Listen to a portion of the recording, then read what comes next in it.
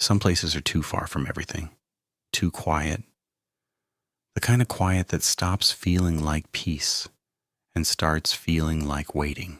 Sarah was 24. That summer she took a job almost nobody wants anymore, alone in a fire lookout tower deep in the mountains of western Montana. She had wanted the solitude. A bad year behind her, a need to be somewhere no one could reach. The mountains seemed like the perfect cure. At first, they trained her for 2 days.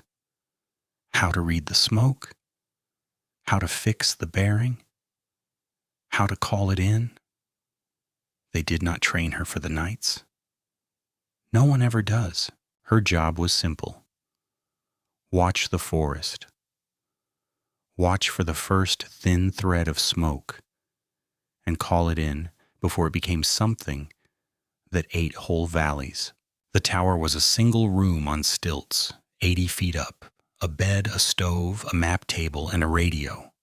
Windows on all 4 sides. She thought the silence would be the hardest part. She was right that it would be hard. She was wrong about why. The nearest road was 9 miles down a fire trail.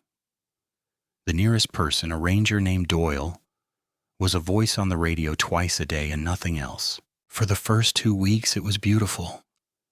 She learned the mountains the way you learn a face. Every ridge, every burn scar, every bend of the river. She kept a logbook, the way every lookout does. Date, time, weather, anything she saw. Neat columns in blue pen, a record of ordinary days. She talked to herself, at first as a joke, then out of need. She named the ridges. She read every paperback twice. The solitude she had wanted began to press against the glass. Doyle had warned her gently that the lookout before her had left early. Personal reasons, he said, in the careful way people say things they do not want to explain. The radio was her clock. Doyle at 7 in the morning, Doyle at 7 at night. Between them, only the hiss of an open channel.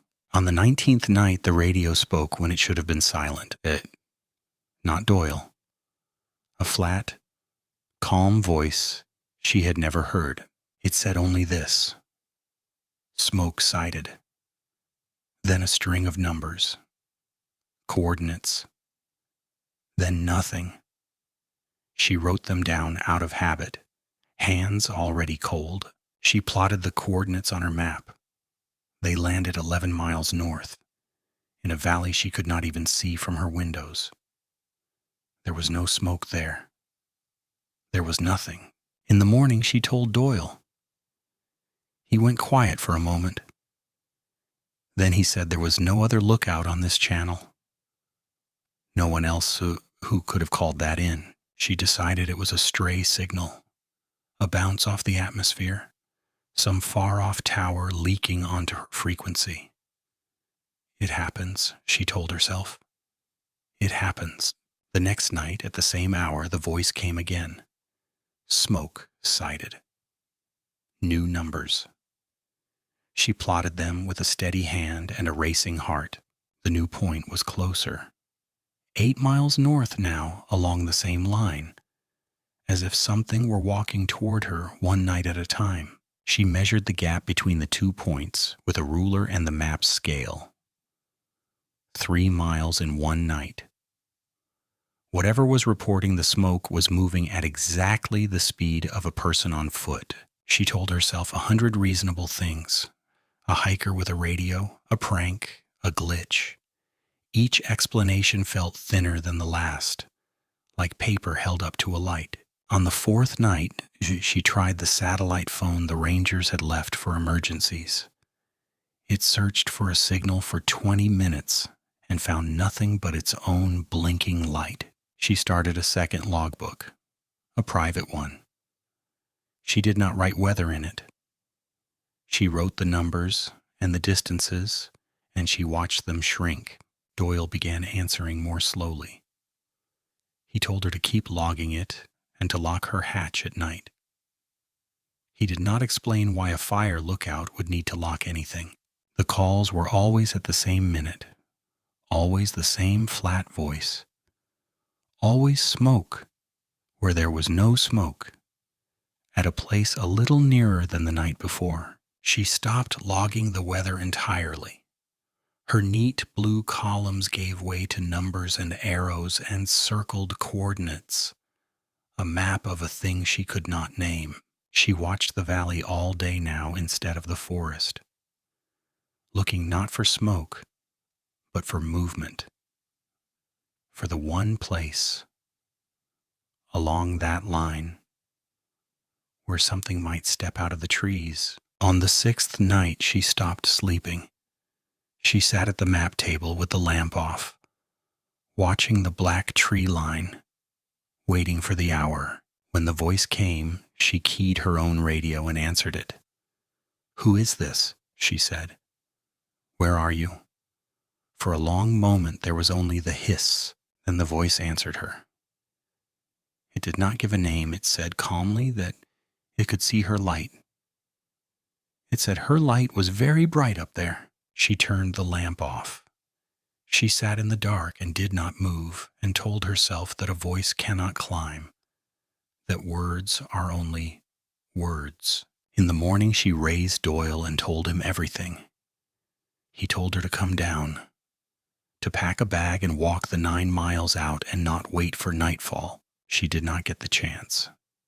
By noon, the radio gave her nothing but static on every channel, as if the mountains themselves had been unplugged. She found the trail down and started walking. Half a mile in, the markers were wrong. Fresh paint, bright and wet, leading off the path into the trees. Every old marker she knew had been covered over. The new ones did not lead down the mountain. They led around it in a slow circle back toward the tower. She tried to walk it anyway, off the trail, straight down the fall line by compass. But the needle spun and would not settle, as if north itself had gotten loose up here. She climbed back up before dark, because the tower was the only place she understood, and she bolted the hatch, and she waited. That night the voice did not use the radio. That night she heard it from below. The same flat calm, drifting up through 80 feet of cold air. It read her coordinates back to her, her latitude, her longitude, the exact numbers of the tower she was sitting in. "Smoke sighted," it said. And then it began to climb. The last entry in her private logbook is not numbers. It is one line, the pen torn halfway through the paper. It says, "It knows the way up." When Doyle reached the tower 3 days later, the hatch was open. The lamp was still on. Both logbooks were on the table, side by side. There was no sign of a struggle, no sign of Sarah.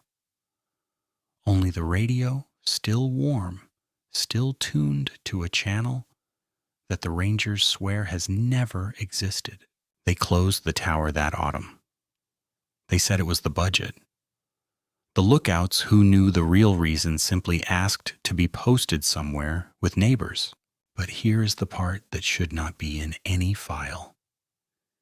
Every summer since, on the 19th night, a ranger somewhere on that mountain logs a call, a flat, calm voice, a report of smoke, and a string of coordinates that, when you plot them, always land on the empty tower where Sarah used to keep her light. So if you ever take a job that is too far from everything, and the quiet starts to feel like waiting, and a voice you do not know calls in smoke that is not there, do not answer it. Do not give it your light. And whatever you do, do not write down the numbers, because it is not reporting a fire. It is measuring the distance to you.